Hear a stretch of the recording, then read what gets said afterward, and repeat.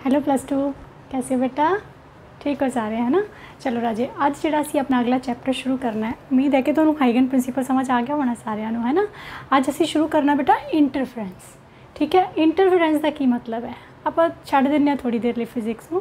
Interference जिहड़ा है कि आप कहने होंगे जो सानू गुस्सा जाता, मेरी लाइफ च क्यों इंटरफेयर कर रहा है, मेरे नाल क्यों इस तरह कर रहा है ना? कोई भी इंसान है तो साडे दिमाग च आएगा, कोई तुहाडी फ्रेंड नाल लड़ाई हो जाती है, तुहानू कुछ समझा रही है ना, तुसीं कहोगे मेरी लाइफ च क्यों इंटरफेयर कर रही है। इस तरह वेव्स भी एक दूसरे की लाइफ इंटरफेयर करदियां ने, है ना? जो इंटरफेयर करदियां ने तो उस टाइम पर जिहड़ा फिनोमिना होंदा है दैट इज़ इंटरफेरेंस। ठीक है, सो जदों दो या दो तो ज़्यादा वेव्स, असी लाइट वेव्स की गल कर रहे हैं, असी दो वेव्स ले लें। ठीक है, जदों दो वेव्स बेटे आपस के विच मिलणगियां तो की होएगा, या तो उन्होंने एंपलीट्यूड बढ़ जाएगा, घट जाएगा, जो भी चेंज आएगी, चेंज तो आएगी उन्होंने जो दो वेव्स मिलणगियां तो चेंज आएगी। वो चेंज का जिहड़ा फिनोमिना है उन्होंने असी की कहने हैं, इंटरफेरेंस। हुण जिहड़ी मैं डेफिनेशन कॉपी च लिखी है, तुहानू नोट्स दे विच दित्ती है, उहदे च असी की लिखा है बेटा, it is the redistribution of energy, है ना? Redistribution of energy. हुण मैं तुहानू एक सोहनी जी दुनिया च लैके जानी है वेव तो कढ़ के, कि तुसी इमैजिन करना तुसी वेव्स हो। ठीक है, तुसी आप एक वेव हो, मान लो जो भी तुहाडे नाम ने। ठीक है, एक वेव है, प्रिया है, रिया है ना? सुखप्रीत है, ईशा है, जो भी है। अब तो असी वेव के तौर पर अपने आप को रिप्रजेंट कर रहे हैं, असी वेव हाँ। ठीक है बेटे, हुण जदों तुसी कॉलेज दे विच जाना है, तुहानू बहुत सारे फ्रेंड्स मिलणगे, है ना? बहुत सारिया अच्छी फ्रेंड्स भी मिलणगियां, कुछ चुलबुलियां भी मिलणगियां, है ना? तो उहदे नाल साडी जिहड़ी लाइफ है ना, उहदे ते बड़ा इफेक्ट पैंदा है। साथ जिहड़ा हुंदा ना, जदों असीं फ्रेंड्स बनदे आ तो साडे ते बहुत ज़्यादा चेंज आती है, बहुत असर हुंदा है फ्रेंड्स का, है ना? तो सपोज कर लो हुण मैं एक वेव लै रही हाँ, कोई भी एक वेव है बेटे, असी आ सपोज कर ली। ठीक है, मैं उस सिर्फ डेफिनेशन समझाने लगी हूँ। तो अज का लैक्चर बहुत लेंथी नहीं है, छोटा जिहा लैक्चर है, सिर्फ तो समझ आ जाए इंटरफेरेंस होना की है। ठीक है बेटे, आ एक वेव है, मतलब ये मेरा एक बच्चा है। ठीक है, ये किसी होर स्टूडेंट नूं मिलिया, आ एक दूसरी लड़की है। ठीक है, तुसी दोनों मिले, दो स्टूडेंट्स आपस में मिले, तो सारे गुण मिलते हैं। जे तुसी पढ़ते हो तो वो दूसरी भी लड़की पढ़ती है। ठीक है, जे लड़का है तो तुसी एक लड़का पढ़ते, वह फ्रेंड भी पढ़ता, पढ़ने वाले हैं दोनों। जे दोनों ही थोड़े जे चुलबुले ने कि नहीं पढ़ना, बंक करना है, तो दूसरा भी इस तरह का ही है, मतलब नेचर सेम है उन्होंने, है ना? जो सेम नेचर वाले मिलते हैं तो की होंदा है? ठीक है, फिर की होना है, तुसी इन्हां दोनों दे विच की चेंज आनी है, वो नवी एनर्जी डिस्ट्रीब्यूट होनी है। इन्होंने प्लस होना ना जदों, तो तुहाडे कोल इस तरह की वेव बननी है वड्डी सारी, क्योंकि सेम नेचर वाले मिले, है ना? वो मैं तुहानू समझाऊँगी सेम नेचर जिहड़ा वो वेव दे विच असीं किस तरह कंसीडर करना है। सेम नेचर वाले मिले है तो एनर्जी जिहड़ी है वो बढ़ जाएगी। ठीक है, एनर्जी एंपलीट्यूड स्केयर नू प्रोपोर्शनल होंदी है, जिहड़ी इंटेंसिटी होंदी है, सो वो बढ़ जाएगी। ठीक है बेटे, तो जे किते रब ना करे कोई ऐसा मिल गया कि एक तो कहता कि मैं तो पढ़ना ही पढ़ना है, दूसरा कहता छड्ड यार चल कैंटीन चलते हैं, छड्ड सारी उम्र पढ़ना ही है ना? एक कहता चलो लाइब्रेरी चलिए, दूजा कहता छड्ड यार मूवी देखने चलते हैं ना। फिर वो की होएगा, वो एकदम ऑपोजिट नेचर वाले मिल गए। एक तो कहेगा मैं पढ़ना है, दूसरा कहेगा नहीं पढ़ना क्यों है, पढ़ लाँगे पेपरां च। ठीक है ना, मौज करते हैं, जिंदगी किहड़ा बार बार मिलनी है ना? सो उहदा नेचर बिल्कुल ऑपोजिट हो गया इस तरह का। हुण जदों दो जाने मिलणगे तो की होएगा? ठीक है, उस केस दे विच ना बेटा एनर्जी जिहड़ी है घट जानी है। फिर तुहाडे कोल जिहड़ी नवीं वेव आएगी वो दोनों के कंपैरिजन ही छोटी जी होएगी, है ना? एनर्जी घट गई, दो जाने मिले फिर भी एनर्जी घट गई। सो इस केस दे विच की होया, हुण एनर्जी क्यों घटी है तो असीं देख ही ले, क्योंकि ऑपोजिट नेचर सी, सेम फेज च नहीं सी वेव्स, आउट ऑफ फेज सीगे, है ना? दोनों सेम फेज हुंदा कि इक्को जिहा नेचर है, आउट ऑफ फेज है दोनों, एक कहता एक पूरब वाल जा रहा है, दूजा पश्चिम वाल जा रहा है, फिर भी दोस्ती हो जाती है बेटे, है ना? ये जरूरी नहीं होंदा कि साडे वर्गा ही होवे कोई जिहदे नाल असीं दोस्ती करनी है, दोस्ती तो किसी नाल भी हो जाएगी, है ना बेटा? साडे ते इफेक्ट भी होएगा उस चीज़ का, होंदा है।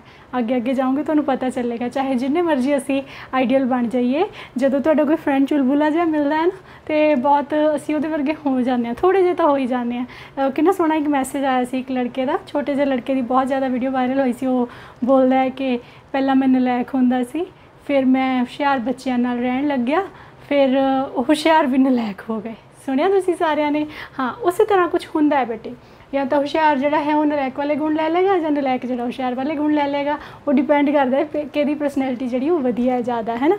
चलो इस तरह करके साडे कोल रीडिस्ट्रीब्यूशन ऑफ एनर्जी होया। तो तुसीं डेफिनेशन की लिखनी है इंटरफेरेंस दी। It is defined as the redistribution of energy when 2 or more waves interfere or superpose on each other. Superpose करदियां ने, ठीक है बेटे। हुण असीं थोड़ा जिहा वेव्स की टर्म्स मैथमैटिकल भी तुहानूं दसदा, नेचर ये तो तुहानूं समझ आ गया कि किस तरह मिक्स होना, है ना। हुण बेटे जे मैं ये डिसप्लेसमेंट लवां, मान लो इस टाइम के उपर इत्थे डिसप्लेसमेंट 10 मीटर है, सेम टाइम ते इहदी डिसप्लेसमेंट 15 मीटर है, ठीक है। जी तुहाडे कोल पार्टिकल वाइब्रेट ही कर रहे हैं ना, असीं तां वाइब्रेशन ही दिखा रहे हैं। एक जना 10 मीटर पीक ते जाके वापस आ रहा है, दूजा 15 मीटर पीक ते जाके वापस आ रहा है। जदों उन्हां दी इंटरफेरेंस हो गई, जदों सुपरपोज हो गए एक दूसरे के उपर, तो हर एक टाइम ते T1 है, इत्थे T1 है, तुसीं चाहे T2 ते लै लो डिसप्लेसमेंट, T3 T4 जिहड़ी मर्जी टाइम ते लै लो, दोनों की इकट्ठी लैनी। वो सारी डिसप्लेसमेंट्स ने ऐड हो जाना है, ठीक है। हुण जिहड़ी नवीं वेव आएगी ना, उहदी T1 टाइम के उत्ते डिसप्लेसमेंट कितनी होएगी राजे, इसे टाइम ते 15 + 10 25 होएगी। सिर्फ पीक वाली चेंज नहीं आएगी, हर एक पॉइंट ते चेंज आएगी, हर एक पॉइंट ते, क्योंकि इत्थे एदी भी कोई वैल्यू है, इत्थे एदी भी कोई वैल्यू है। सॉरी इत्थे तुहाडी -5 रह जाएगी, क्योंकि मैं इत्थे नैगेटिव करे ना, ये फिर असी बोलना तो एडिशन है, लेकिन तुसी देख लेना साइन नैगेटिव है, इस केस च समझ लो सबट्रैक्ट हो गई, या फिर असी सेम नेचर वाले मिलाने, असी करते ही नहीं गड़बड़, है ना। तो किते मेरे बच्चे सच्ची उधरले पासे ना चल पे। +2 तक तो बहुत साउ होंगे सारे, कोई भी नहीं खराबी करता, तुसी तो सारे बहुत लाइक बच्चे हो मेरे, है ना। ये आ गया 15 मीटर। हुण ये 15 + 10 25 बनेगा। सो टाइम जो T1 टाइम मैं लै रही हूँ उत्थे 25 आ जाएगा। इस तरह बेटे हर एक पॉइंट ते चेंज है, ठीक है। हर एक टाइम ते, हर एक पॉइंट ते डिसप्लेसमेंट दे विच चेंज आनी है। वो चेंज की होनी है, दो वेव्स की जिहड़ी इंडिविजुअल पार्टिकल्स की डिसप्लेसमेंट है उन्हों दा सम एट दैट पॉइंट, ठीक है। बाकी जो तुसी याद करना है वो तो तुहानूं नोट्स विचों मिल ही जाना है। सिर्फ समझ लो कंसैप्ट की है इंटरफेरेंस का, कि दो वेव्स ने आना है, आपस च मिलना है, जां तां वो मिलणगियां पॉजिटिव एनर्जी देणगियां, मतलब बढ़ जाएगी एनर्जी, जां फिर मिलणगियां घट जाएगी एनर्जी, ठीक है बेटे। सो डिसप्लेसमेंट वाला कंसैप्ट भी तुहानूं दस दिता। उस तो बाद बेटे साडे कोल बहुत इंपॉर्टेंट वर्ड्स जिहड़े मैं बार बार यूज़ करने हैं, कंस्ट्रक्टिव इंटरफेरेंस ते डिस्ट्रक्टिव इंटरफेरेंस। वो की होंदे हैं, हुण वो देखो कंस्ट्रक्टिव की है। वैसे तो तुहाडे दिमाग 'च हुण आ ही जाना है कंस्ट्रक्टिव की है, जदों सेम नेचर वाले मिले, जदों तुहाडी कोई फ्रेंड तुहाडे वर्गी मिल गई ना कि चलो जी आपां चलीए अज लाइब्रेरी, है ना, अज आ वाला पूरा यूनिट खत्म करके आना है, तो दोनों जणियां लाइब्रेरी 'च बैठ के जिहड़ा काम 2 घंटे च होना सी 1 घंटे च हो जाना। अद्धे टॉपिक उन्हें कर लिया, उन्होंने समझाते, अद्धे उन्हें कर लिया, उन्होंने समझाते। सो की होएगा, उहदे नाल सेम नेचर मिलन नाल तुहाडी जिहड़ी एनर्जी है डबल हो गई, है ना। तो वह है कंस्ट्रक्टिव, जो सेम नेचर है। वेव्स का सेम नेचर कदों होएगा बेटा, एक वेव इस तरह आ रही है, ठीक है, बाद में इत्थे भी हुण बिल्कुल ये नाल सुपरपोज करना है दूजी वेव ने। जे तो राजे सेम ही वेव है, वो मैं थोड़ी जी डॉटेड लाइन के नाल दिखानी है उन्होंने तुहानूं। जे दूसरी वेव भी इत्थों ही शुरू हुई, फेज़ जिहड़ा है उन्हों दा सेम है, जिहड़े टाइम ते इहदा एंगल 0 है 0 ही है, π/2 है, पाई है, सेम चलेगा फेज़ जिहड़ा है। फिर की होएगा, ये आपस च एड अप होणगियां। देखो जिथे वो 0 हो रहा है उत्थे भी 0 हो रही है। बाकी ये डिपेंड करता है कि थोड़ा बहुता एंपलीट्यूड का फ़र्क हो सकता है, लेकिन फेज़ जिहड़ा है वो सेम है, वेवलेंथ जिहड़ी है वो सेम है। उस केस दे विच की होएगा, कंस्ट्रक्टिव इंटरफेरेंस होएगी, ठीक है। इत्थे एडिशन होनी है तो तुहाडे कोल एनर्जी जिहड़ी है वो वध के आएगी। सो कंस्ट्रक्टिव इंटरफेरेंस असीं की लिखते हैं, तुहानूं वेव्स दे विच ये तो पता है ना, एक क्रेस्ट हुंदा है, ये जिहड़ा नीचे हुंदा है ट्रॉफ हुंदा है, ठीक है। जिहड़ा क्रेस्ट है एक वेव का वो दूजी वेव के क्रेस्ट ते आ जाएगा, जिहड़ा ट्रॉफ है वो दूजी वेव के ट्रॉफ ते आ जाएगा, ठीक है बेटे। इस नाल जिहड़ी तुहाडी नवीं वेव बनेगी वो बहुत अच्छी वेव बनेगी, बहुत ज़्यादा एनर्जी वाली बनेगी। तो वो की होएगा, ब्राइट होएगी, वो जिहड़ी भी वेव तुहाडे कोल आएगी इंटेंसिटी उसकी ज़्यादा होएगी। सो असीं इहनूं कहने आ कंस्ट्रक्टिव इंटरफेरेंस, लिख लोगे सारे जाने। कंस्ट्रक्टिव मतलब सेम नेचर वालियां दो सहेलियां मिल गई हुण सारी जिंदगी साथ निभाणगियां क्योंकि उन्होंने नेचर सेम है, इकट्ठियां जॉब भी करनगियां, इकट्ठियां काम भी करनगियां। ठीक है बेटे, चलो हुण ये तो हो गई कंस्ट्रक्टिव। हुण आ जाइए डिस्ट्रक्टिव ते। डिस्ट्रक्टिव दे विच की होना, वही एक शरारती है ना, एक तो पढ़ने वाला बच्चा है, दूजा है शरारती। फिर की होएगा बेटे, देखो वेव्स तो इन सेम फेज ही रहनिया चाहिए ने। असली मज़ा तो ही है क्योंकि असी सस्टेन्ड इंटरफ्रेंस लैनी है। मैं बिच थोड़ा लिखा भी है तो सस्टेन इंटरफ्रेंस की होंगी है। बहुत ज़्यादा डिटेल तो इसलिए नहीं करवा रहे बेटा क्योंकि हले +2 है ना, वड्डियां क्लासां जाओगे तो आप इंटरस्ट बन जाना भी की होंदा है ये। हुण की है राजे, हुण जिहड़ी तुहाडी डिस्ट्रक्टिव इंटरफ्रेंस है उहदे विच की होना है, ये नीचे एक दा क्रैस्ट दूजी दे ट्रॉफ ते मिले। ठीक है, एक दा क्रैस्ट है दूजी दा ट्रॉफ चल रहा है तो वो दोनों आपस मिल रहे, सुपरपोज कर रही हैं। हुण की होएगा, जे तो है बिल्कुल बराबर बराबर एंपलीट्यूड तो एनर्जी आनी ही नहीं, बाहर 0 हो जानी है, हनेरा हो जाना है। जिथे दो लाइट वेव्स इस तरह मिलियां कि एक दा क्रैस्ट है दूजे दा ट्रॉफ है तो जी बाहर लाइट आनी है वो आनी ही नहीं है, 0 होनी है इंटेंसिटी। ठीक है, सो ये की होया, देखो दो वेव्स की अपनी अपनी कितनी सोहनी लाइट है ना, दो लाइट वेव्स आ रही ने बड़ियां खिलियां हुई ने। जो साढ़े तक पहुँचियां मिलन तो बाद हनेरा हो गया। तुसी कहोगे मैम ये किस तरह पॉसीबल है, मैं तुम्हें दिखाना नैक्सट वीडियो जी मेरी आएगी वो एनीमेशन दी है सारी, वो तुम्हें दिखाना ने फ्रिंजिस किस तरह बनदियां ने, डार्क तो लाइट किस तरह ने, है ना। तो वो भी आप देखांगे, लैब च जावांगे तो लेज़र के नाल थोड़ा जिहा एक्सपेरीमेंट भी करके देखांगे असी कि किस तरह डार्क तो ब्राइट फ्रिंजिस बनदियां ने। तुसी डेली देखते हो उदा दे पैटर्न, तुहानूं पता है। ठीक है, मैं दिखावांगी तुहानूं नैक्सट वीडियो दे विच। फिलहाल तुसी डिस्ट्रक्टिव इंटरफ्रेंस याद रखनी है। ये की लिखना है, van crest of one wave falls on trough of other wave and vice versa, then we get destructive interference। ठीक है, एनर्जी जी है इस केस के विच घट जाएगी। ठीक है राजे, ये तो हो गई। हुण साडे कोल किहड़े टॉपिक हो गए। सब तो पहला इंटरफेरेंस हुंदी की है, सुपरपोजिशन है बेटा। सुपरपोजिशन मतलब एक दूसरे के ऊपर आके अपनी पोजिशन नूं बनाना। ठीक है, पहला असीं कीता है इंटरफेरेंस की डेफिनेशन। इंटरफेरेंस आ गया मेरे सारे बच्चों को, बोल के देखो, शाबाश, हो गया है। ठीक है, उस तो बाद असी किया है